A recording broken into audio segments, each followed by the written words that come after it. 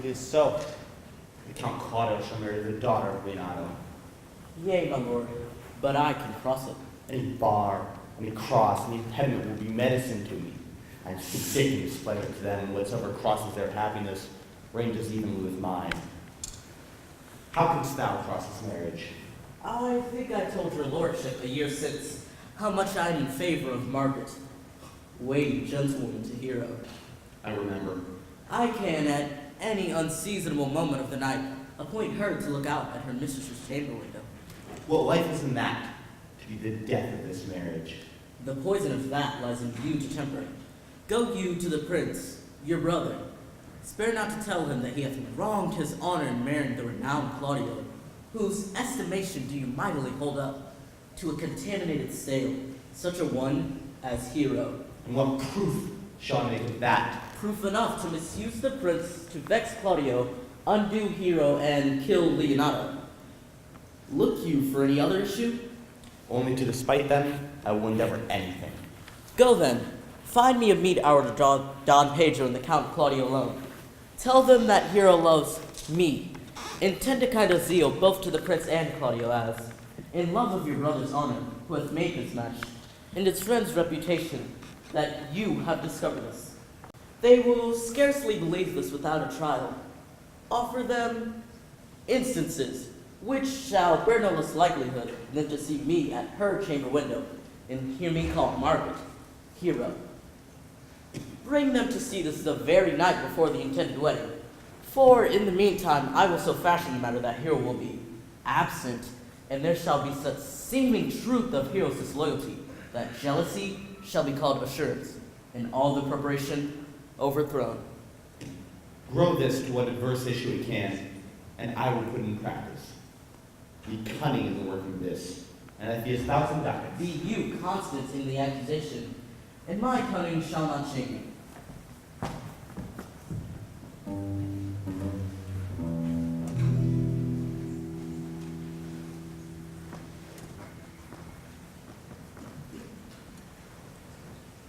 I do much wonder that one man, saying how another man is a fool, when he dedicates his behaviors to love, will, after he has laughed at such shallow follies in others, become the argument of his own scorn by then falling in love. Such a one is Claudio. I have known when there was no music in her, but the drum and the fife. Now would she rather hear the tambourine and the flute? I have known when she would walk 10 miles afoot to see a good armor. Now will she lie 10 nights awake carving the fashion of a new doublet. She was wont to speak plain and to the purpose, like an honest woman and a soldier. Now is she turned poet. Her words are a very fantastical banquet, just so many strange dishes. May I be so converted to see with these eyes? I cannot tell. I think not. I will not be sworn. I will take my oath on it. I will not be made such a fool. One woman is fair, yet I am well. Another is virtuous, yet I am well. Another is wise, yet I am well. Till all graces be in one woman shall not come in my grace. Rich she shall be, that's certain. Wise, or I'll none. Virtuous, or I'll never cheapen her. Mild, or come not near me. Noble, or not I for an angel. An excellent musician, of good discourse, and her hair color shall be of what color, please God? Ugh, the prince and Madame love. I'll hide me in the arbor. Come, shall we hear the sweet music? Yea, my lord. See where Benedict hath hid himself? Oh, very well, my lord. Come, Balthazar, we hear that song again. Oh, note this before my notes. There's not a note of mine worth the noting. Notes, for sith and nothing else. Now divine air, now is his soul ravished. Isn't that strange that sheep's guts should house souls of men's bodies?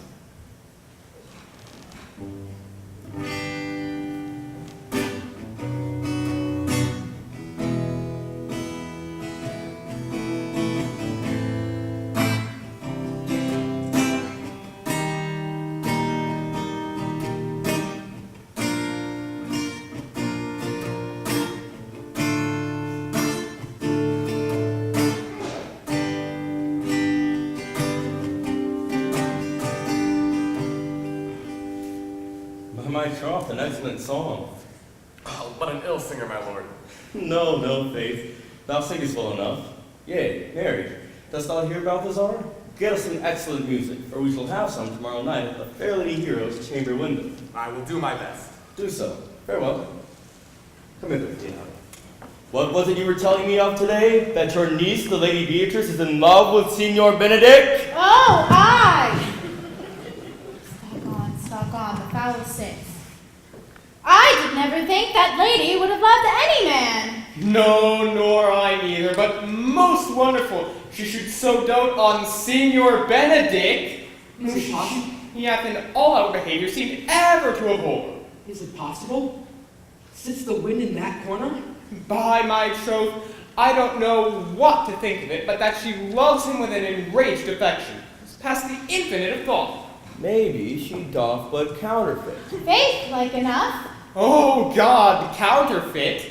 There was never counterfeit of passion come so near the life of passion as she discovers it. Why? What effects of passion shows she? Bait the hook well. This fish will bite. What effects, my lord? She will sit you. You heard my daughter tell you how. She did indeed. How? How, pray you? You amaze me! I would have, I thought, her soul been invincible against all assaults of affection. I would have sworn it had, my lord, especially against Benedict. This can be no trick. The fact that the great bearded fellow speaks it, neighbor cannot sure hide itself in such reverence. He hath taken the infection. Hold it up. Have she made her affection known to Benedict? No, and swear she never will. That's her torment. Shall I, says she, who have so oft encountered him with scorn, write to him that I love him? This says she when she is beginning to write to him. For she will be up 20 times a night. Then there she will sit till she hath writ sheets of paper. My daughter tells her so. Now you talk of sheets of paper, I remember a pretty jest your daughter told us of. Oh, when she read it and was reading it over, she found Benedict and Beatrice between the sheets. Aye, that. Oh, she tore the letter to 1,000 halfpence, railed at herself that she should be so immodest to write to one she knew would scorn him. Maybe. I measure him, says she, by my own spirit, that I flout him were he writ to me. Yea, though I love him, I should. Then down upon her knees she falls, weeps, sobs, beats her chest, tears her hair, prays, curses, oh sweet Benedict, God give me patience. She doth indeed, my daughter says so, and the ecstasy hath so much overborne her that she is sometime afraid she will do a desperate outrage to herself. It's very true. Maybe it were good that he found it of someone else, if she will not discover it. To what end? He would but make sport of it and torment the poor lady worse. And he should, it were in mercy to hang him. She's an excellent, sweet lady, and, above all, she's virtuous. And she is exceeding wise. All except loving Benedict. Oh, my lord, I am sorry for her, as I have just cause, being her uncle and her guardian. I wish you would have doted this affection on me. I would have doffed all my respects and made her half myself. I pray thee, tell Benedict of it and see what it will say. Word good, think you. Hero thinks surely she will die, for she will die if he love her not, and she will die if he woo her, and she will die if she make her affection known rather than bate one breath of her accustomed crossness. She doth well. Perhaps it's good that she does not make tender of her love, for 'tis very possible he'll scorn it. For the man, as you all know, hath a contemptible spirit. Well, I'm sorry for your niece. Shall we go seek Benedict and tell him of her love? No, never tell him, my lord. Let her wear it out in good counsel. Nay, that were impossible. She may wear her heart out first. We'll hear the further of it by your daughter. Let it cool the while. I love Benedict well, and wish he would modestly examine himself to see how unworthy he is so good a lady. My lord, will you walk? Dinner is ready. If he do not dote on her upon this, I shall never trust in expectation. But the same that you expect your niece, that must your daughter and your gentlewoman carry. The sport shall be when one holds opinion of the other's dotage. This can be no trick. The conference was sadly born. They seemed to pity the lady.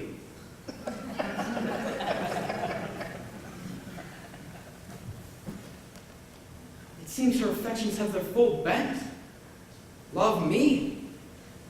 Why, it must be requited. I hear how I am censured. They say I would bear myself proudly if I perceived the love come from her. They say, too, that she would rather die than give any sign of affection. I did never think to marry. I must not seem proud. Happy are they to hear that attractions that can put them to mending. They say the lady is fair. 'Tis a truth. I can bear witness. And virtuous, 'tis so. I cannot reprove it. And wise, but for loving me. Why, it is no great addition to her wit, nor great argument for her folly, for I will be horribly in love with her. I hear how I am censured.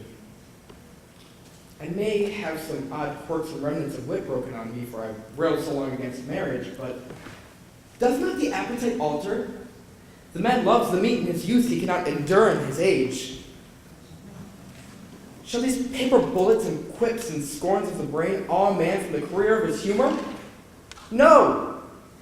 The world must be peopled. When I said I would die a bachelor, I did not think I would live till I were married. Here comes Beatrice. By this day she's a fair lady. I do spy some marks of love in her.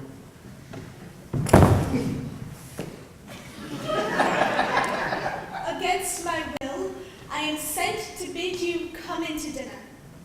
Fair Beatrice, I thank you for your pains. I took no more pains for those thanks than you took pains to thank me. If it had been painful, I would not have come. You take pleasure, then, in the message? Yea, just so much as you may take upon a knife's point. You have no stomach, senor? Fare you well.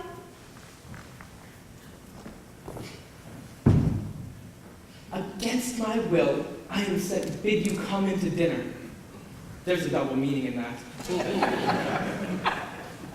I take no more pains for those thanks than you take pains to thank me. That's as much as to say, any pains I take for you is as much as thanks. If I do not pity her, I am a villain. I will go get her picture.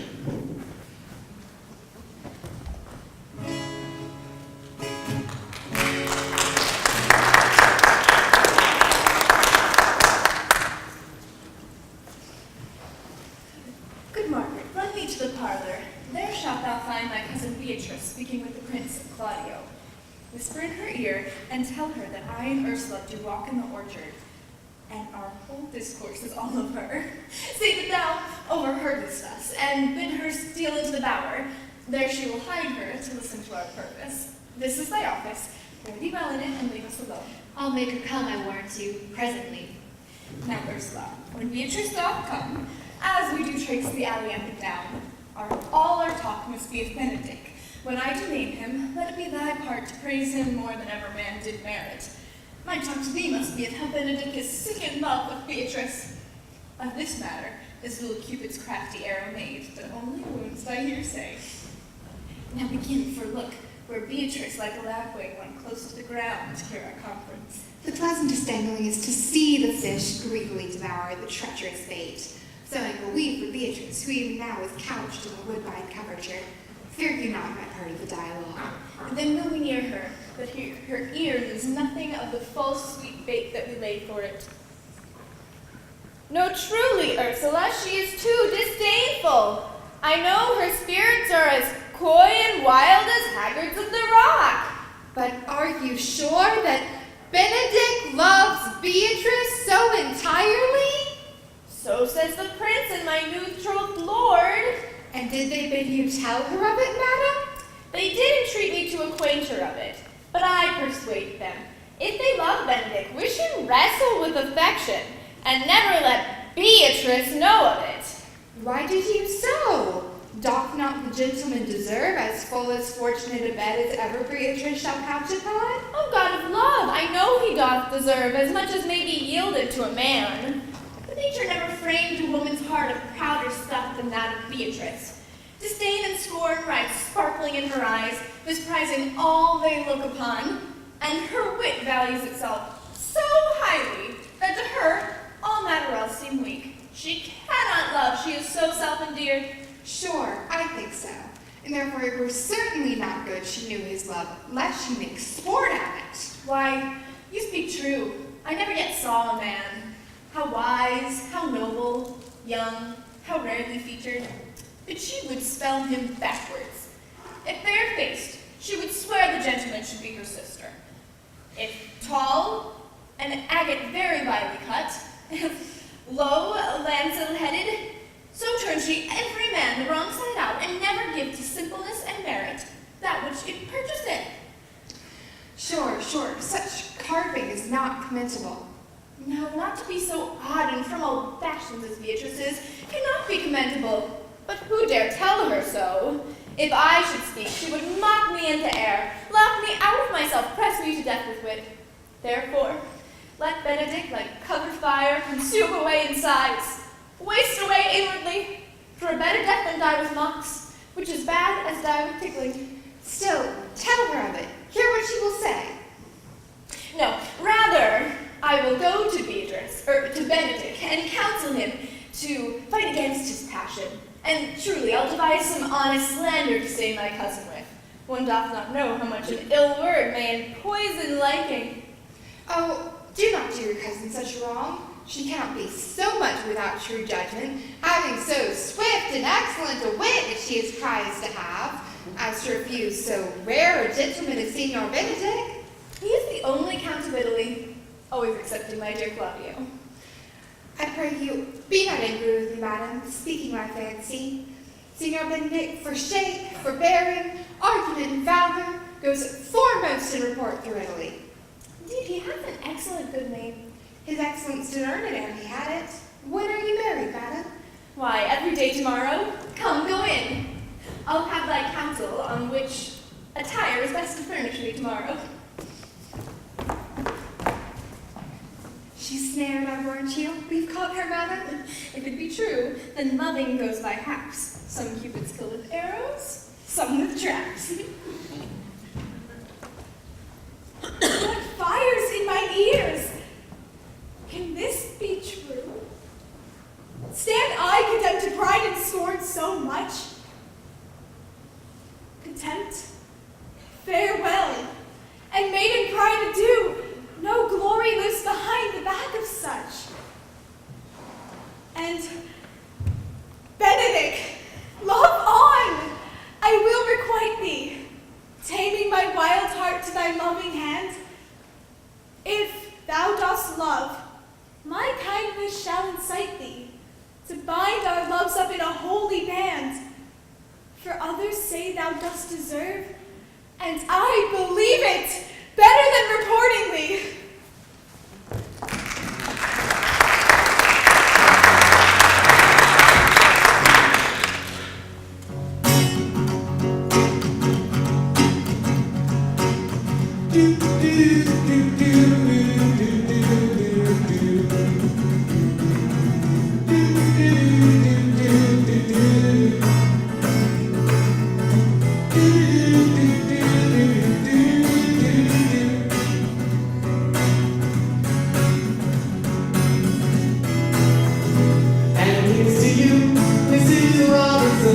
Jesus loves you all and you will know. Whoa, whoa, whoa. God bless you, please, Mrs. Robinson. Heaven holds a place for those who bring. Hey, hey, hey. Hey, hey, hey. We like about you for miles. We like to help you learn to help yourself. Look around you, I see your sympathetic eyes. Stroll around the grounds until you feel at home. And here's to you, Mrs. Robinson. Jesus loves you more than you will know. Whoa, whoa, whoa. God bless you, please, Mrs. Robinson. Heaven holds a place for those who pray. And hey, and hey.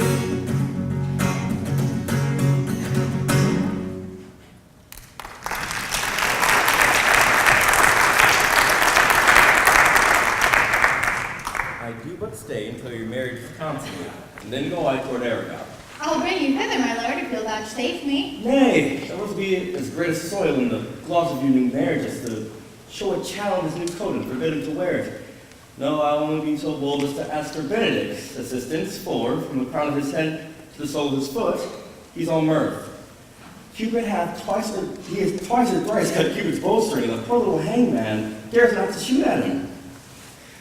Gallants, I am not as I have been. So say I. Methinks you are sadder. I hope you be in love. Hang him, truant! There's no true drop of blood in him to be touched by love. If he be sad, he wants money.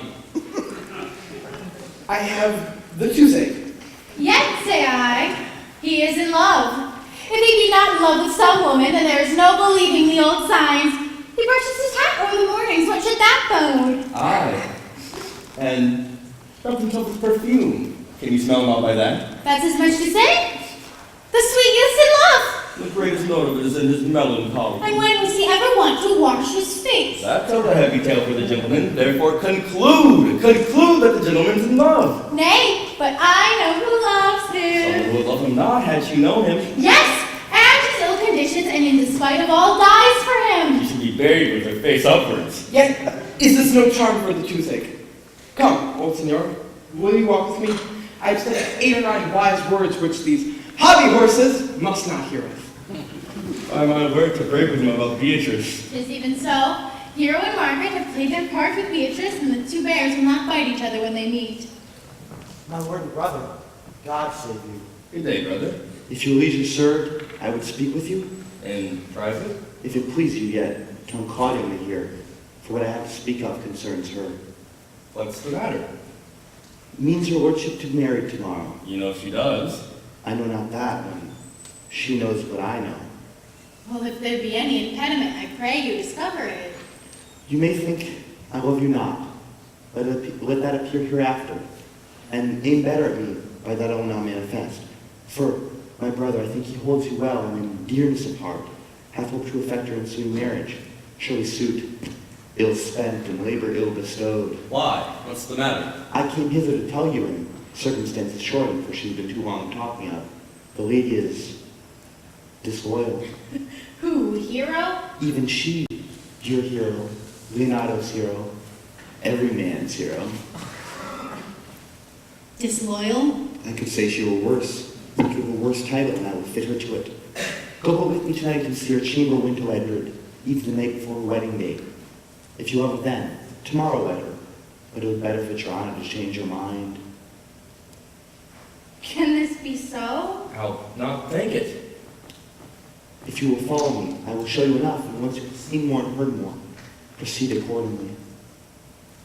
If I see anything tonight why I should not wed her tomorrow in the congregation, or I should marry, there I will shame her. And, as I have wooed for thee to obtain her, there will I join you in disgracing her.